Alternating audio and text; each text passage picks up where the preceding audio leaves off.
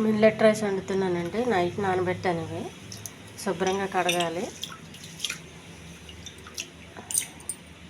నీళ్ళు ఒకసారి కడగాలండి, ఎక్కువ సార్లు కడగకూడదు.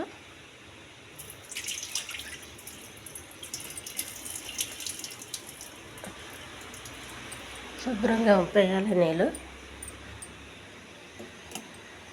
ఒక గ్లాస్ వాటర్ అండి. ఒక చిన్న గ్లాసు మిల్లెట్స్ వేసాను. దీంతో 2 గ్లాసులు అయితే సరిపోతుంది.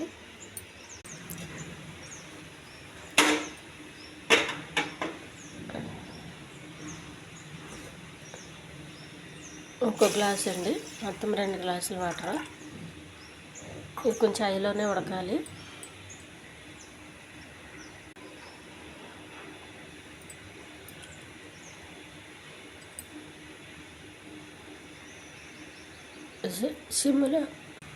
సిమ్లో పెట్టకూడదండి. ఫస్ట్ హైలో పెట్టి తర్వాత సిమ్లో పెట్టాలి. ఉడుకుతుందండి మిల్లెట్, ఇంకా కొంచెం ఉడకాలి.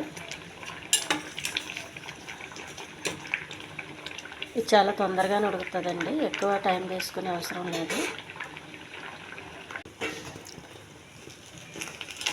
మిల్లెట్ రైస్ ఉడికిందండి. కొద్దిగా వాటర్ ఉందనగానే స్టవ్ ఆఫ్ చేయాలి, లేకపోతే మాడిపోతుందండి. మాడిపోతే అసలు తినలేము. ఇది కొంచెం చల్లగా అయితే పొడి పొడిలాడుతుంటుందండి. వేడిగా ఉన్నప్పుడు కొంచెం ఇది కూడా ముద్దలాగే ఉంటుంది.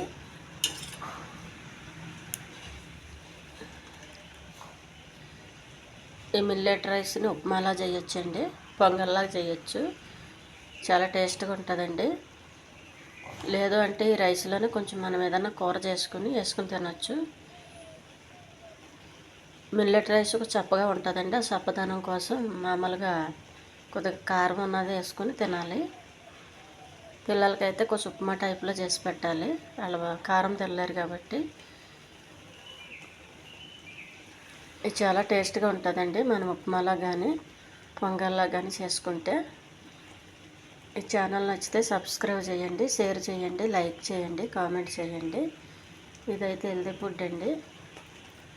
రుచి అయితే ఉంటుందని నేను చెప్పను, కానీ ఫుడ్ అయితే హెల్దీ అండి మనకు తినడానికి.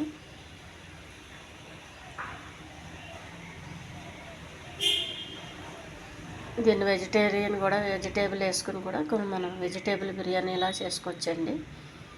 ఏది చేసుకున్నా రైస్ కొంచెం పొడిగా ఉన్నప్పుడు చేసుకోవాలి.